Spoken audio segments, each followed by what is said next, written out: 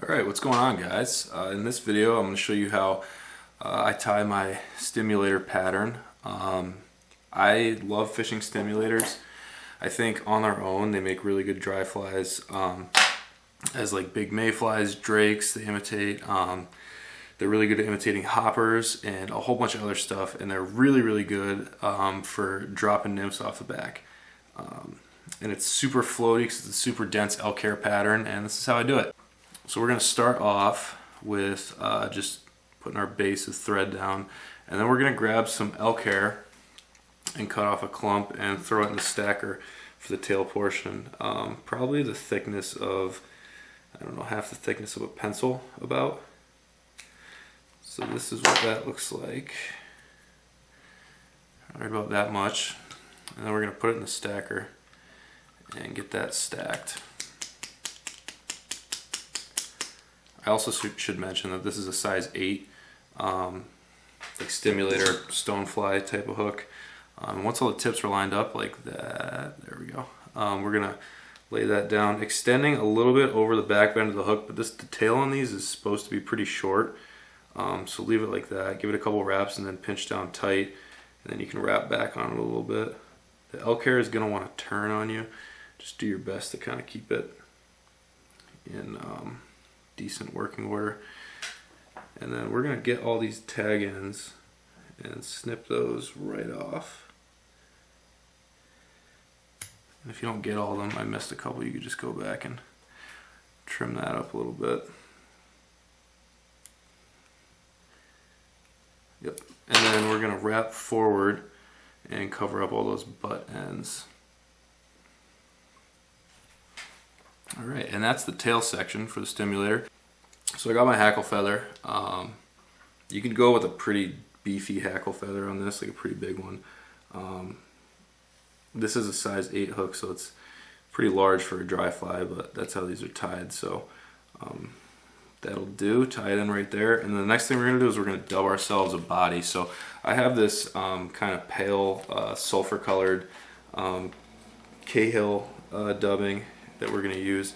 We're just going to grab ourselves a clump of it, and you can be pretty generous with the amount of dubbing you put on. I have a pretty decent clump here, and we're going to go and put that on our thread,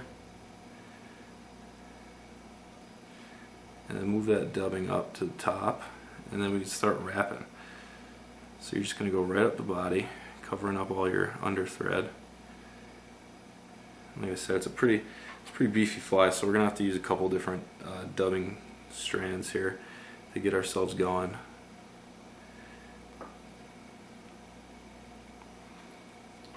Keep going right up the body. You want it to be as even as possible.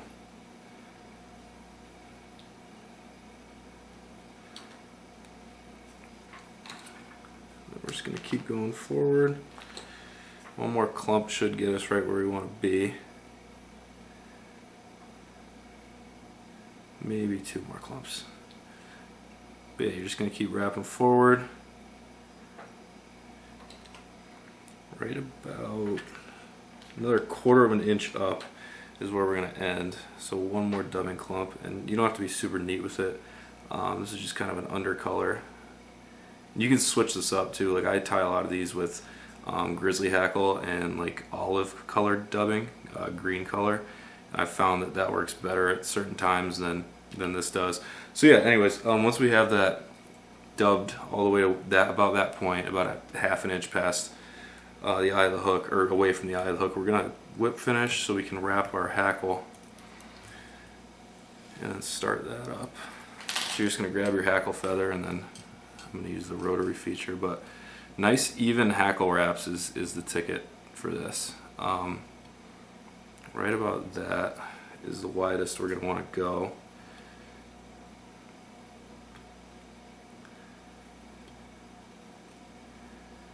Alright, and then at that point we're good to tie it off.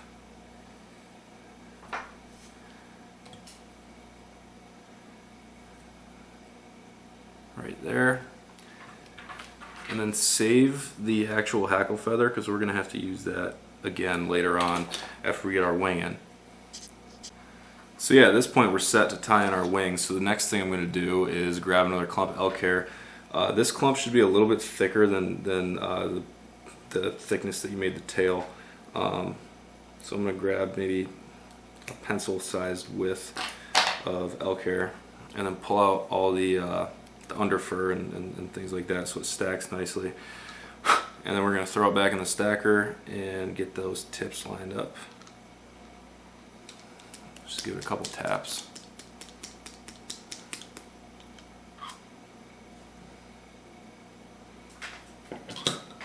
And then pull out all the shorter hairs in the front, and that's what it should end up looking like a nice little clumped stack of hair. We want the hair to reach the end of the tail, so right about there. And some of these fibers are too short, that's okay. So give it 2 loose wraps and then really cinch down after that, and then really tie it in tight there. And the elk hair likes to roll around the hook, so if you wanted to, you can kind of manipulate it to get it to the point that you want it to be. But overall, that's what we got going on. That's what it's supposed to look like. And now this part, cutting off the tag ends, is kind of important because you have to actually wrap hackle over it, so you don't want it to be too crazy clumpy. So we're going to try to get all our tag ends collected and then keep our scissors at like a 45-degree angle and snip it off real clean. So it's kind of a taper down to the eye of the hook. And then we can go in, I'm actually going to clean that up a little bit, just so it creates kind of a better base for us to put some thread on. That'll do it for now. So we're going to cover that up. We're going to dam that up with thread and then tie in our hackle back in and then put some dubbing on the front to kind of taper it down.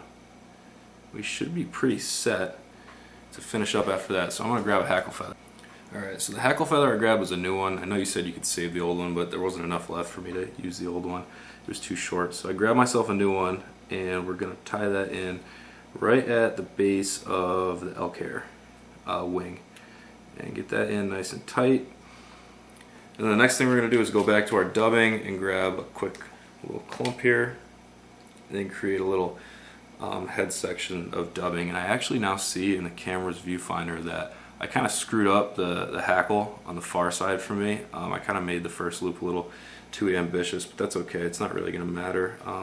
They say the ugly ones catch fish anyways, so I've certainly tied many ugly patterns in my day, and they still end up working out well. So this is what that's supposed to look like. I just use that dubbing and create a little bit of a head there. And I'm gonna whip finish off my thread so I can rotate that hackle around and create our little head section.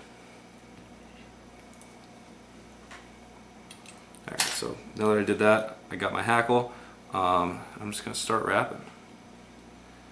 The hackle should line up with the diameter of the body hackle you use, but ultimately it really doesn't matter. This can get kind of tricky because of the angle of the thread, but that looks pretty good. That's how I want it to look. And now at this point we can tie off that hackle, give it a couple more wraps, and then whip finish, and this fly is finished up. Like I said, this is one of my favorite patterns. I fish it all the time in the summer, and it's pretty beefy, easy to see, but more importantly, the fish is really, really good. And I have a million of these in my fly box. So if you're a new fly fisherman, definitely give these a shot. And if you're an expert, then you know they work. But yeah, that's what it looks like. Now that we did that, we can snip off our thread, and that stimulator is ready to fish. So this is what it looks like, 360 degrees. And yeah, thanks for watching.